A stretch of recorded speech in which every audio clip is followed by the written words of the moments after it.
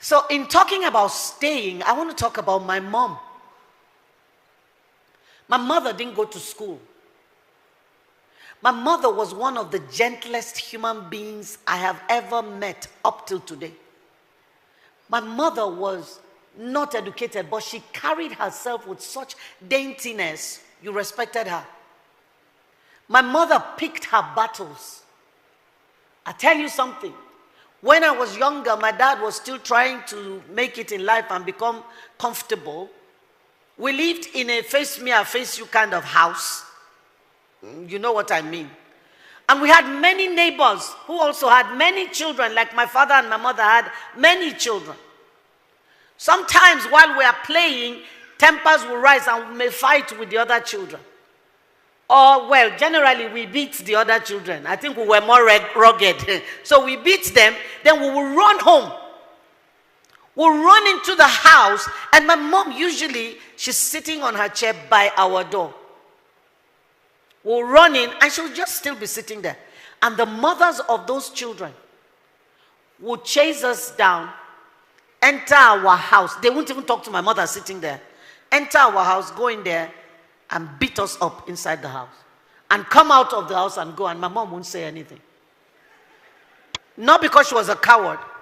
She will wait for my dad to come home. And she'll say to him, I don't want to disrespect you by fighting.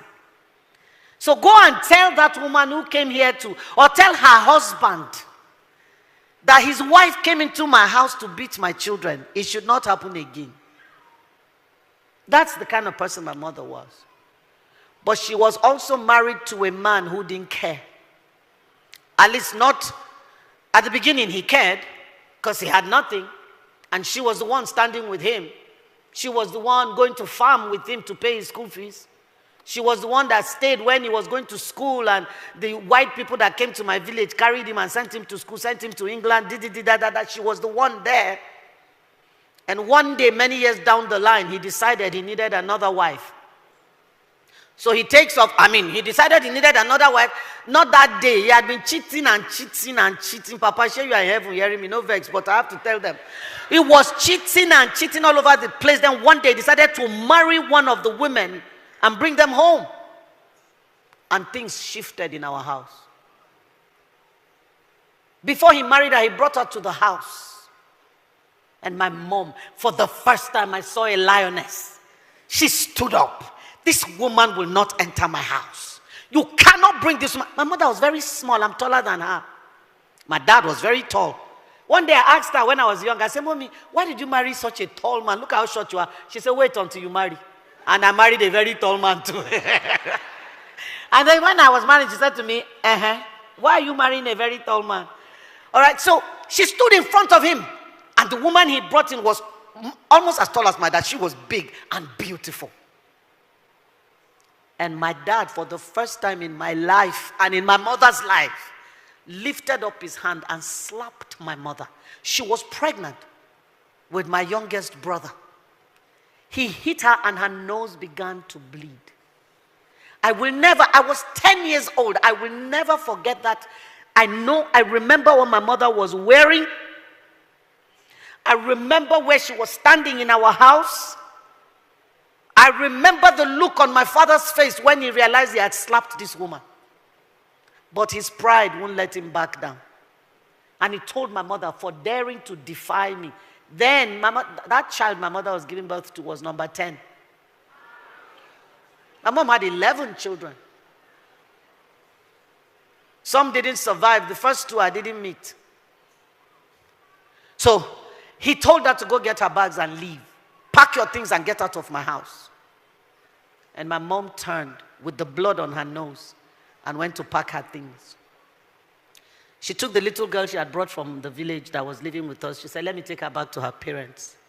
And she took my little, forgive me, she wasn't pregnant with my little brother. She was pregnant with the last child, Abigail.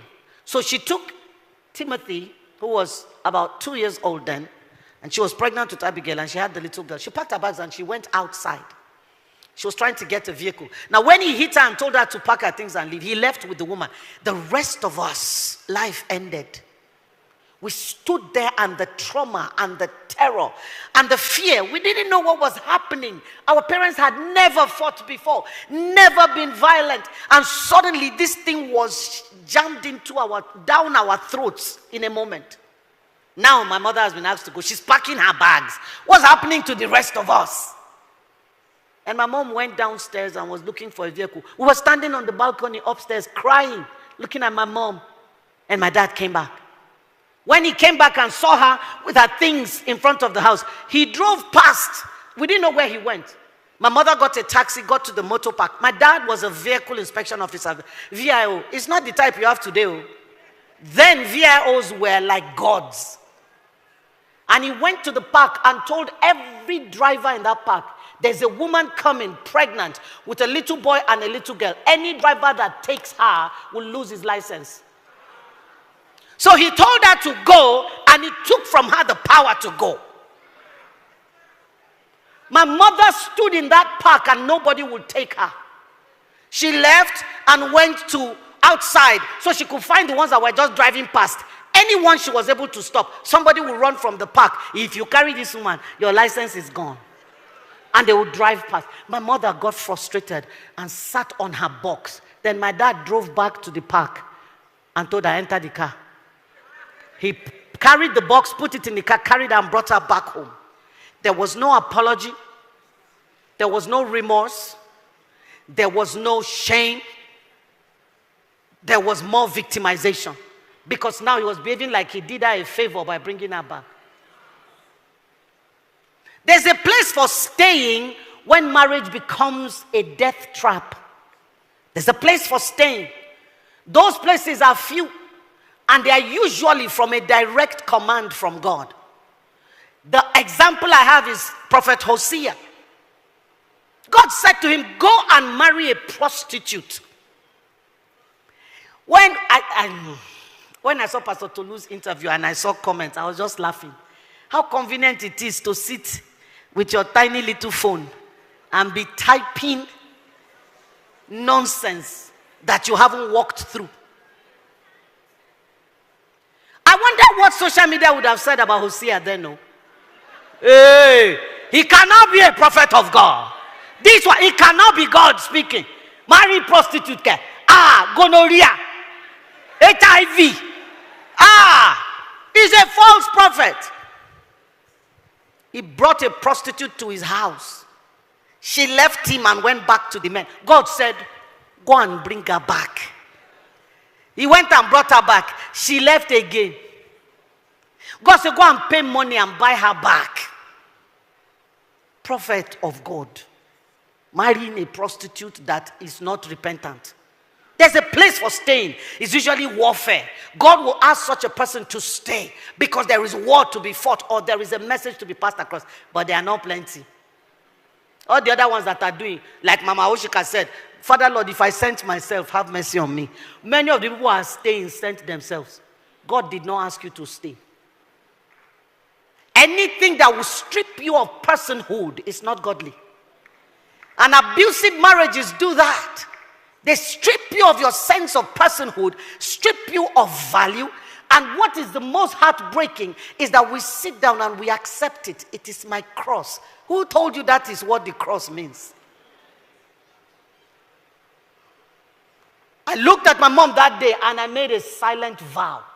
See, let me tell you, some of our brokenness comes from watching those broken relationships. We become broken like that too. I made up my mind. I said, no man will treat me this way. I will never take this rubbish from any man.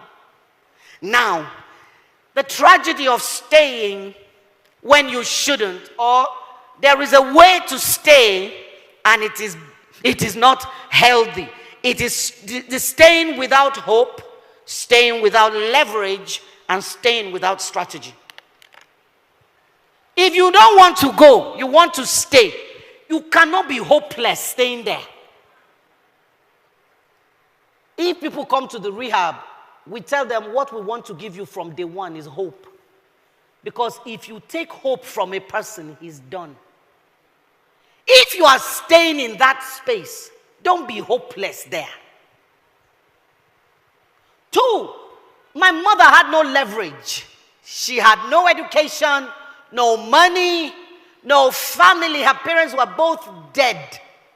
And he knew her siblings were struggling. She was the one that used to take small from my father's house, who was very rich, and give to her siblings. So there was nowhere to go. She had to sit there. Please, those of you listening, don't leave your daughters without a place to go. My daughter was getting married. Somebody came and said, want to marry. I said, oh God, I don't know you. She brought you. She said she loves you. I love you too. Oh. I said, but please, did she tell you where she did her first degree? He said US. Did she tell you where she did her master's? UK. I said, can you quantify that in naira and kobo? He said, ma, that's a lot of money. I said, yes, money I could have used to buy Louis Vuitton and Louboutin and that. I said, I used it to raise a lady. So lady like that, she has attracted you now. I said, hear me well. I didn't raise a punching bag. Don't lay one finger on my daughter. The day you do that, I'll take her from you. You don't have a wife anymore. Man does say, why are you saying that? I say, Oga, say your own. This is my own.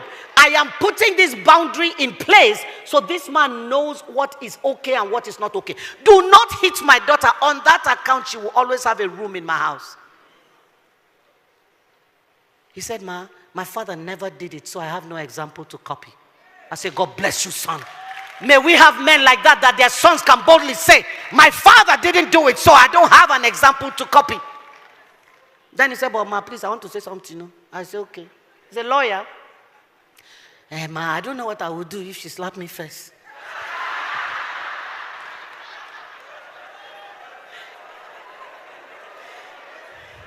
So I said to him, I didn't raise her like that. I said, just as it is not okay for you to hit her, it's doubly not okay for her to hit you.